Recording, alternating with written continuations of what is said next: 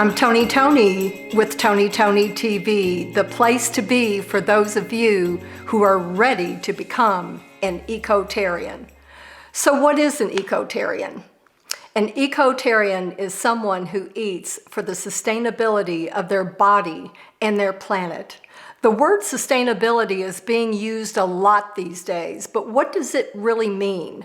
Sustainability means that which sustains life, that which prolongs life.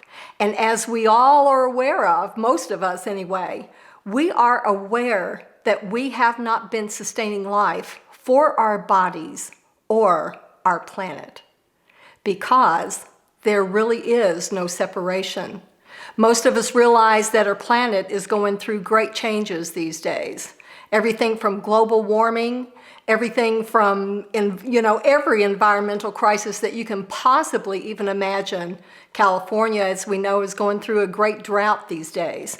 So what is really and truly causing all of this? A lot of people believe that it's just the sign of the times, that great changes are happening because it's time for something new to be taking place on planet Earth. Well, for me, an ecotarian is completely in alignment with those changes that are happening. We are completely awake and completely aware that the foods that we're burning for fuel into our body's internal environment is just like the burning of fossil fuel into our planet's outer environment. Again, there is no separation. The foods that we're burning for fuel, most of us have been burning acid-forming foods inside of our bodies, just like fossil fuel is acid for our planet's environment. Those acid foods are meat, dairy, most processed foods, and grains and beans. And when we take a look at our diet today, and diet doesn't mean something that you go on one day and off the next. A diet is a habitual way of eating. And our habitual way of eating has been extremely acidifying to our bodies. And when we look at those types of foods, what happens is that every time we eat them, it creates what I call an internal acid rain.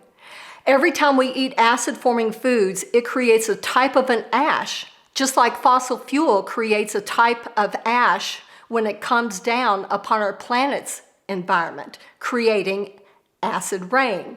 So when we look at acid rain, and we look at it as it pertains to the physical body, acid rain, in my opinion, is causing just about every disease that we know of today. Everything from heart disease to diabetes, even to neurological diseases such as Parkinson's, MS, multiple sclerosis, and Alzheimer's disease. So how I came up with the internal acid rain theory is this. One day I was sitting with Dr. Lorne LaBelle, who's a neurologist in Thousand Oaks, California, and I was running by this internal acid rain idea with him and was telling him that I felt that every bacteria, every virus that we are experiencing is basically caused from what I call reducer organisms. And those reducer organisms are here on the earth to reduce that which is dead and dying back into the dust of the earth. So Dr. LaBelle was telling me, as we were having our conversation, he was telling me that the medical profession was now saying that the chlamydia bacteria was the cause of most every neurological disease known, because it's always present. So the more he spoke about the chlamydia bacteria being present in every one of his patients that had any type of neurological disease, I began to consider the fact that bacteria, viruses, they are caused from basically an acidic environment. And the reason is because if you look in nature, everything that is dead and dying and going back into the dust of the earth, what does that is basically reducer organisms. Those reducer organisms are your bacteria, are your viruses, they're yeast and they're fungus. And they are there to do their God-given job, and that again is to reduce what is dead and dying back into the dust of the earth. So the more we began to speak about this theory, the more Dr. LaBelle was intrigued.